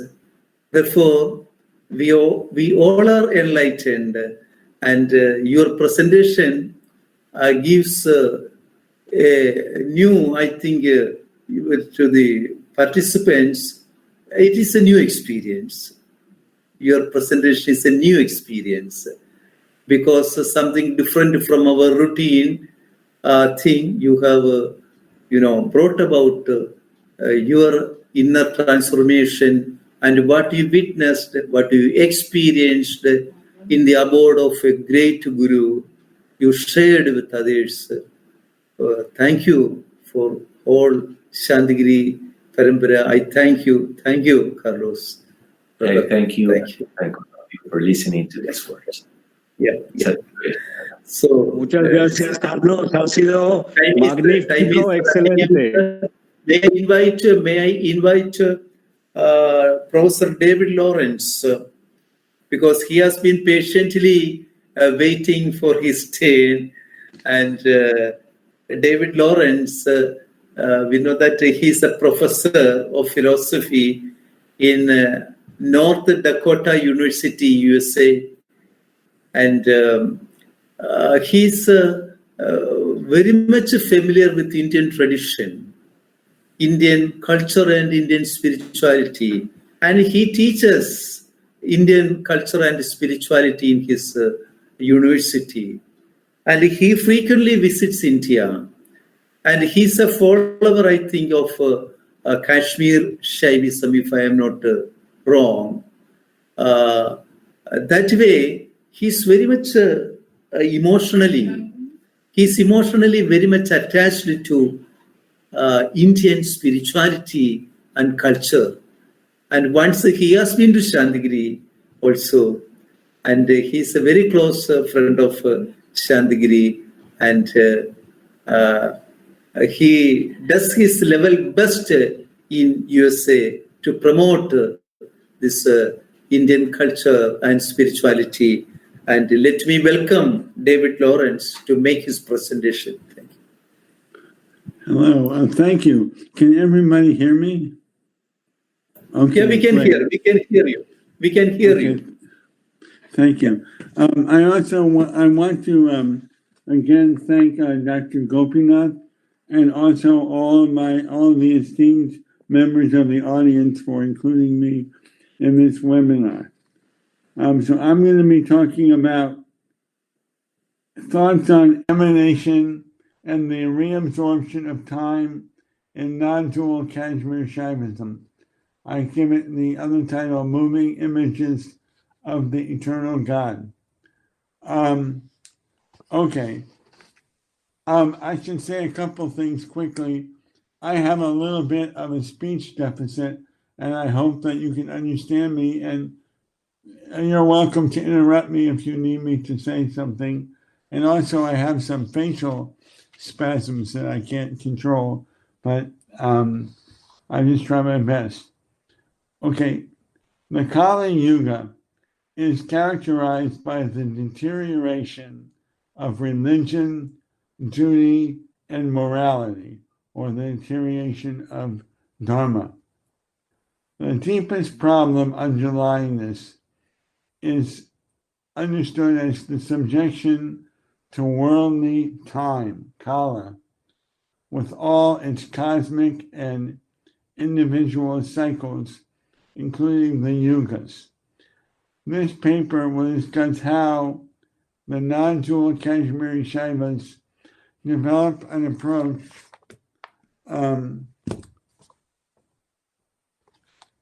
found already in the Vedas and the linguistic philosopher Bhartrihari in explaining worldly time's sequence, krama, of moments, kshana, as emanating from an eternal deity, principle, or shakti. On the other hand, the Shaivas aspire through arguments as well as more concrete religious practices to reintegrate sequence and moments in order to return to the eternity reflected and imaged within them. Amidst the crises and vicissitudes of the current period, we may still find strength and security in our enduring purposes. I originally had for this paper 3 long epigraphs provoking a dialogue. 2 paragraphs from Bhartrihari and someone named Utpaladeva, state that the Kala Shakti of Shiva emanates nirbhasas or avasas, that is, some kind of appearances of worldly time with its krama or sequence of moments. And they say that worldly time is measured by the synchronous duration and repetition such as of the heavenly bodies. My third epigraph is from the Greek philosopher Plato, which gives the title of the paper. This is just from Plato. I'm not saying Plato is better or anything. I'm just making a comparison. Wherefore, he resolved to have a moving image of eternity. That's God. And when he set in order the heaven, he made this image eternal, but moving according to number, while eternity itself rests in unity. And this image we call time, for there were no days and nights and months and years before the heaven was created. But when he constructed the heaven, he created them also. Okay, to provide some background as I get into non-dual Shamanism on time. According to the predominant narrative, non-dual Shaiva narrative, Shiva, out of a kind of play, divides himself from Shakti, and then in sexual union embodies himself within, and controls the universe through her.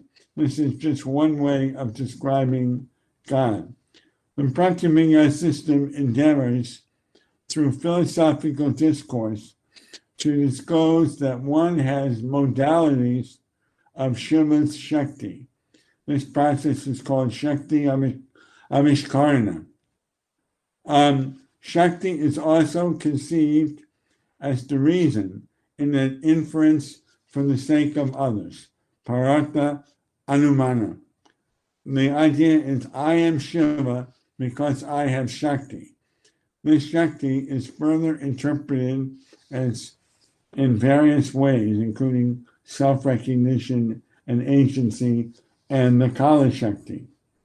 I suggest that the Pratyabhijna argument for the disclosure of Shakti, including the worldly appearances or reflections of sequences imminent as manifestations of bhasas of the eternal, may be characterized as what one European philosopher, John Macquarie, has called a henological argument.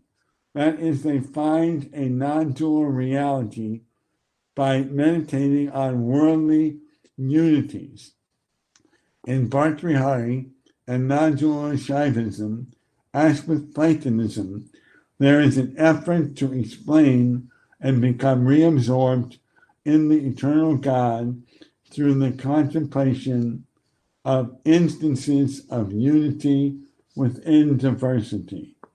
There is not a Platonism in India or Indian theories in Plato, but they both explain, both the Platonic and Hindu traditions explain creation through an immanent and transcendent emanation, or in Sanskrit, srishti. Okay, I'll proceed. Ananda Kumaraswamy and Mircea Eliade, a Romanian scholar, wrote influential early studies of time in classic Sanskrit texts, reviewing some of the main backgrounds to the Shaiva's approach. One theme present from the Veda is the ascription to time of the status as the ultimate reality or deity, or even just an aspect of the reality which emanates worldly time. This, I can't give you all the examples, but this is seen in the Atharva Veda, the Shatapatha Brahmana, the Shankyayana Aranyaka, the Shvetashvatara Upanishad, and Maitri Upanishad, the Gita, the grammarian Patanjali's Mahavajra in some respects, and even in some, the Nyaya Vaisheshika Mahakala. It's not the same, but there's some relation.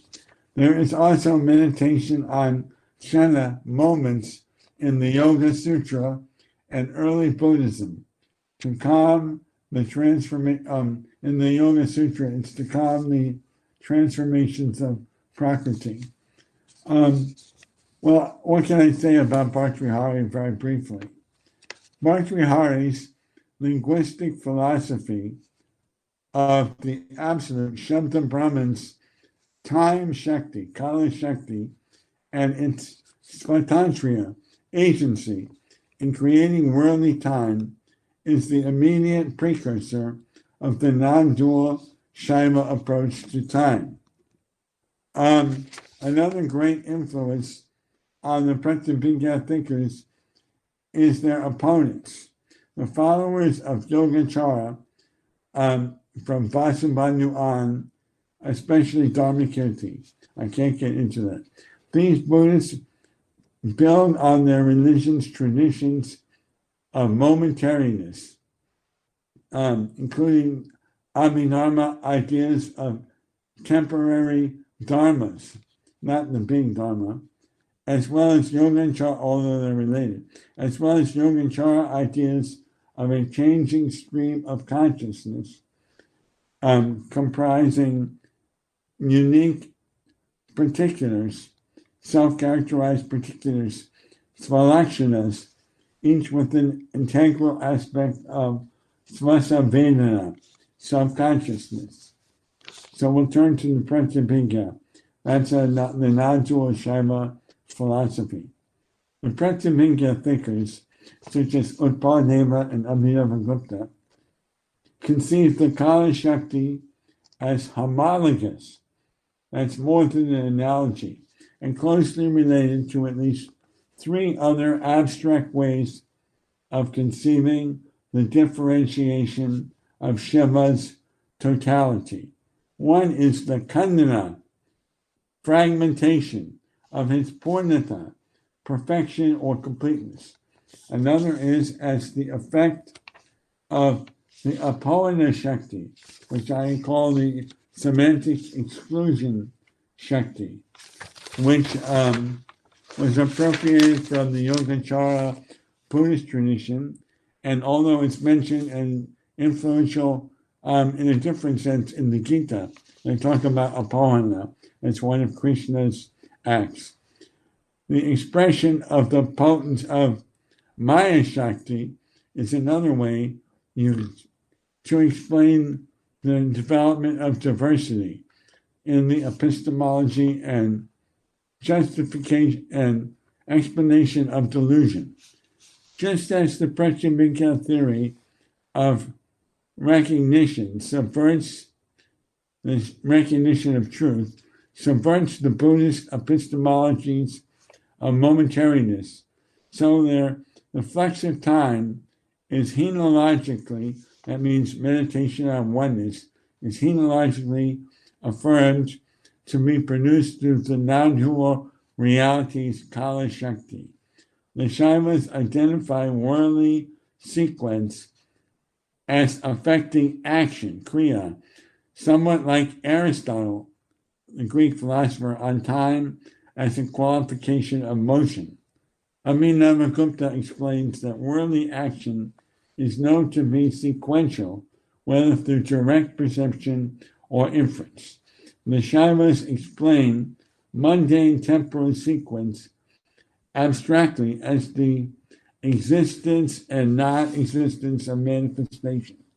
So, if you see the movement of my hand, here my hand is accompanied by the existence of the right side of my room, and here it's accompanied by the non-existence of the right side of my room, but the existence of the middle, and there it's accompanied by the existence of the left side of the room and the non-existence of the middle and the right side.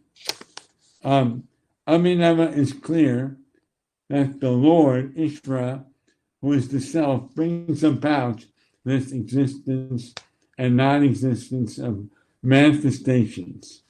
And building on the existence, non-existence idea, Abhinava further describes time as a relation in the course of action between something being alternatively with something, existence, and without, non-existence. This difference itself is a unity. That's where we go back to henology. Difference itself is a kind of unity, synthesized in God's mind. That means you can say, here is a difference. My hand is different than my computer. My notebook is different than the desk. All these differences are unitary identifications of difference. This provides the basis for a return, henological return to the unity of the self-recognition of Shiva. The Shaivas also provide unifying pratimigya recognition, also invoke unifying recognition for the explanation of the experience of continuity within sequence. The unitary recognition of something as the hand while encountering difference is action. Worldly time comes to be measured by the synchronized duration and repetition, such as of the sun or seasons. Merchant Eliana observed, Western scholar, that in various Hindu and Buddhist contexts, there is an effort toward what he calls an escape from or stopping of time. Shaiva practice is defined in the situation of the self within the eternal and immanent worldly forms of time. Uttaradeva, a Shaiva philosopher, thus distinguishes the limited self from the unlimited self as Shiva. In all things, the differentiation of manifestations may be the basis for the sequence of time for the knower, who has limited light, vichina abhasa. However, it cannot be the basis for the sequence for the unlimited knower, who has manifested already and always, sacred. That's an allusion to a passage I'll mention a little later from the Chandogya Upanishad. Regarding non-dual Shaivism, on reintegrating the unity of the Shiva self, he also, wait a second. They also have other practices, as Upadeva, translated by another scholar named Bailey, explains, while also leading us into the evocation of incomprehensibility. He says, neither then nor always, nor even once, where no perception of time exists, that very thing is your realization, and it can neither be called eternal nor anything else. Once we go to the eternal, it can't even be called eternal. It is well known that Abhinavagupta, in the parallel context of his aesthetics, talks about how everybody is united in rasa. He also explains in the discussion of time that there is one rasa in finding the unity within time. This is also seen, I can only talk about this briefly, in the Krama Tantra of Abhinavagupta and his commentator, Jayaratha.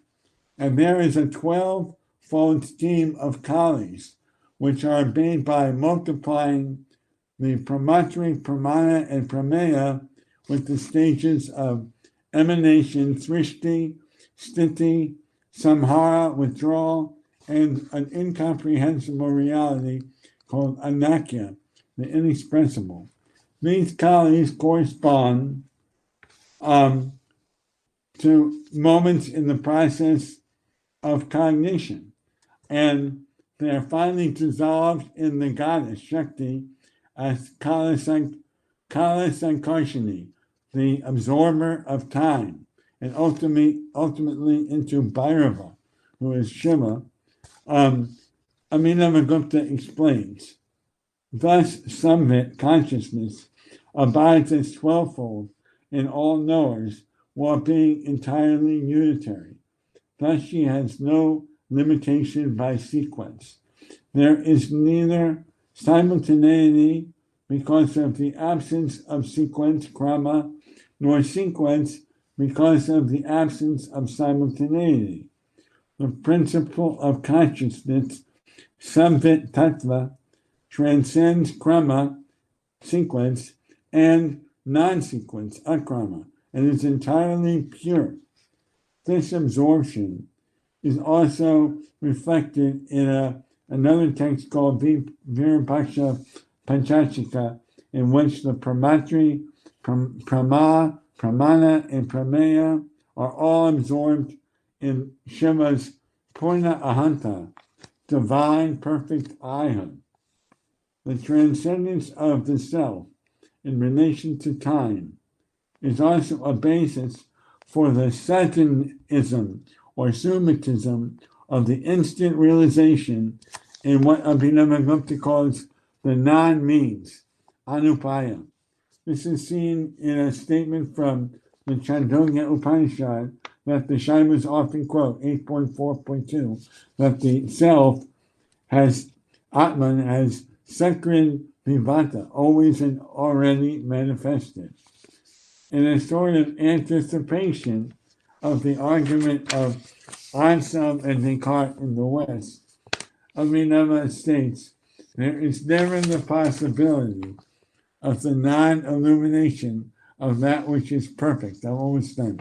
The teachings of sudden realization and the negation of all human beings also precludes all conceptualization and argumentation. Even what I've said is ultimately meaningless.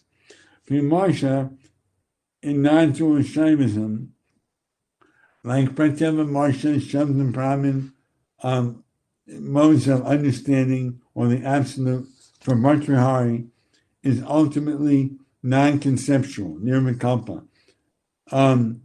Nirvikalpika. This, okay, I'll finish connecting with these themes of the meditation on unity leading to eternity, and sudden realization, an obscure Shaiva text called Parama Archana Shrimshika, attributed to someone called Nagarjuna, not the Buddhist Nagarjuna, states, Shiva, or God, however we call it, is devoid of conceptual constructions, kalpana, regarding cognition and the object of cognition, where there is not very deep absorption into him in an instant. Shana, worship, archana, has no value. There has to be absorption into God in an instant. That means I can suddenly find it, and that's how I should understand every instant as created by God's Kala Shakti. So anyway, I hope that you can understand me, and thank you. Thank you, Professor David Lawrence, for your brilliant presentation. You have conceived this concept of time in the context of non-dual Kashmir Shaivism in a very brilliant way. Your insightful talk, presentation, and this image or the concept of moving images of the eternal God, as you have brought out in your presentation. So all these have been highly, not only enchanting, it gave us, those who are not familiar with this time concept in non-dual Kashmir Shaivism, your presentation has given a new understanding to all of us. So therefore, we are all thankful to you, Professor David Lawrence, for participating and enriching us with your brilliant presentation. Thank you. Yeah. Thank you very much. Thank you. So with we are closing our session, and thank you all for your patient hearing and waiting, and thank you all. Professor Dr. G.M. Daveji was kind enough to be with us throughout this session, and enjoying your expressions reveal that you have been enjoying, and that also is a great sign of a good scholar, not only scholar, a great soul. So thank you all, and thank you all. And I think Balram ji has